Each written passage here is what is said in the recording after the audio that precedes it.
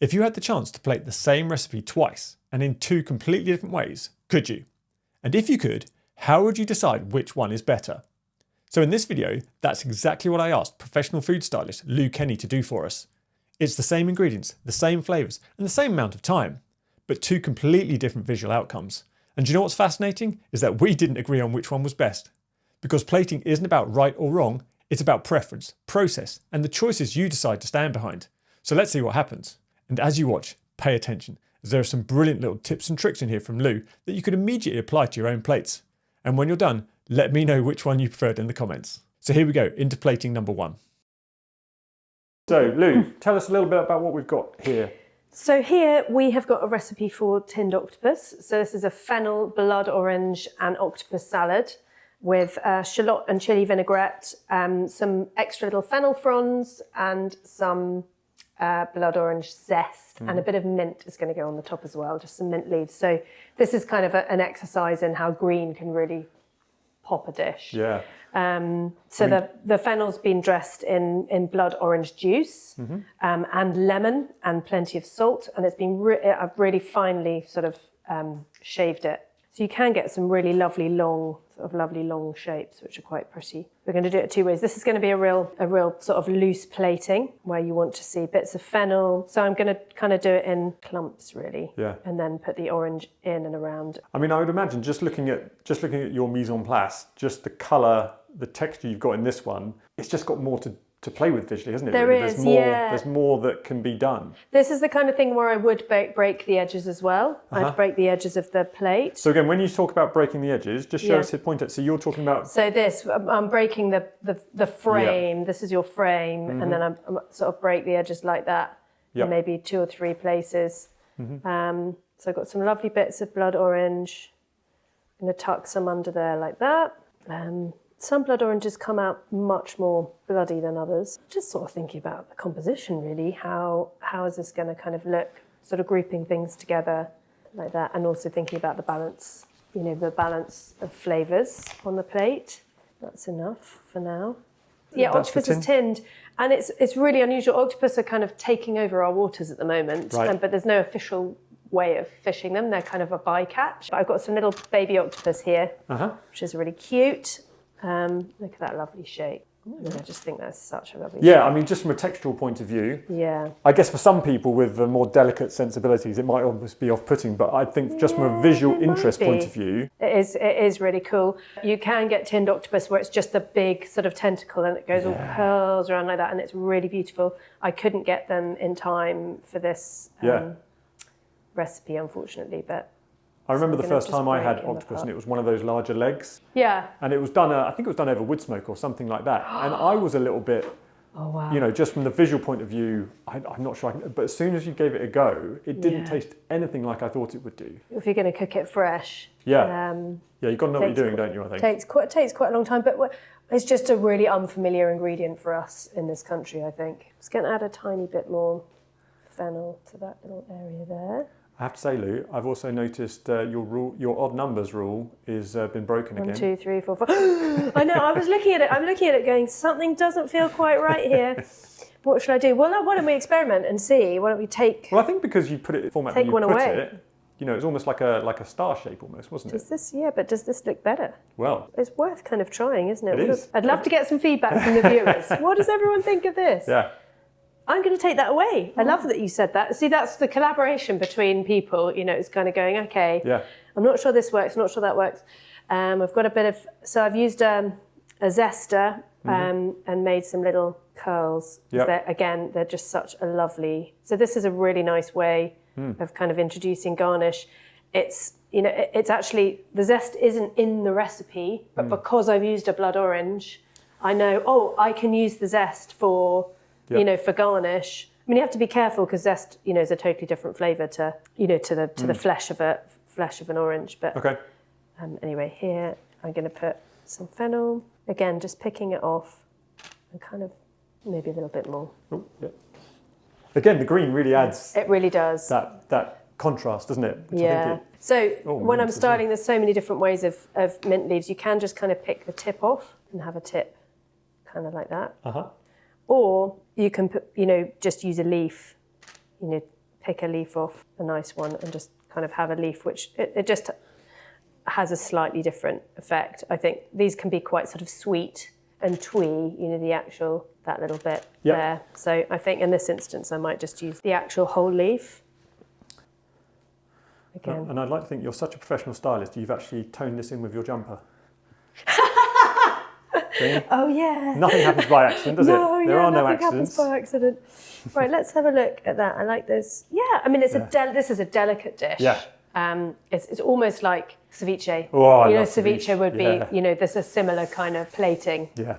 I'm happy with that. I'm not going to add any black pepper or any more salt. There is salt already on the fennel. And if I really wanted it to sing, we can have a try and put a bit of salt on, see what it looks like. Yeah. What I love about this dish, I know this channel is about what it looks like, but just the smell of that as well. Yeah. It's so appetizing. Hang on, I forgot my dressing. Oh my gosh. So I've got a dressing here, olive oil, red wine vinegar, diced shallots, and a little bit of chili. So this will add a real punch because the octopus is quite oily. Yep. So I'm just going to add that in bits. You know, we were talking earlier on about oil kind of pooling. In the next plating, I'll do a bit of negative space and we can play around with a bit of pooling. Great. Because again, that dish, it just looks very generous, doesn't it? Yeah, so and really there's not tons generous on there. You know, there's not tons of. There we go. Yeah.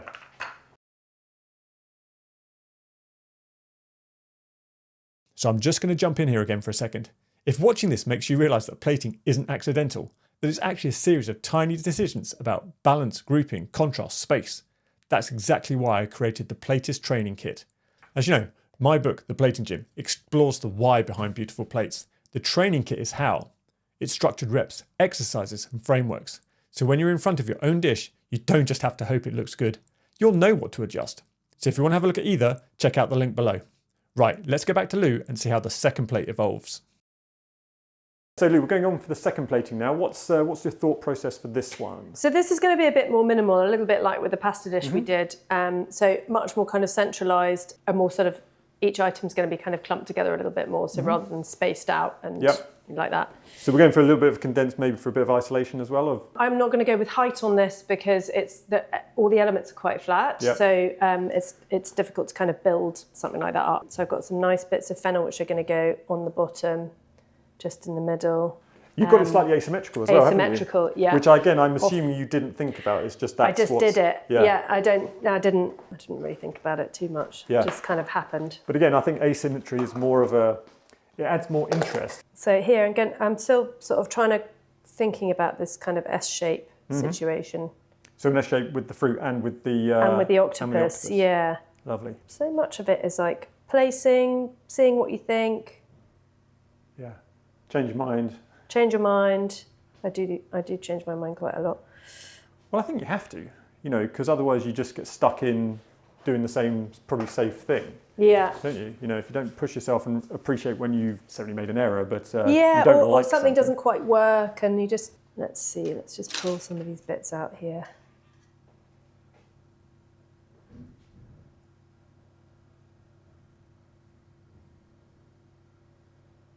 Right. Okay. So now we're going to go in with. It's funny, isn't it? Because even though you've not finished this, yeah, I think I prefer this to the first one. Do you? What I do, purely because I like the fact you've got more negative space. Negative space, it's not filled the space completely. Yeah. It still looks generous. Yeah. I mean, it'd be interesting to know whether you've used the same amount of ingredients or slightly less, I'm not sure. But I mean, I just like the fact that it is more almost elegant, I think. I don't know. Yeah, it's personal preference because I love it the other way around. I love that kind of blousey, sort of slightly messy kind of look. Yeah, I suppose that's just my sort of style. Yeah, but that's it though, isn't it? Yeah. Because as you said, I think in the podcast, there's no right answer to this. It's just what you like. Yeah. Yeah. But that definitely ticks my box more. You like this more. Yeah, I do. So we're all so different, aren't we? So here I'm using the tips. Looks slightly different. Yeah. Using the tips of the mint. Yeah. It's just building. You're building a picture. It's painting. And again, I'm sort of starting up here and then work my way down. So you're starting top left, Top left, and yeah, that's just how I do it.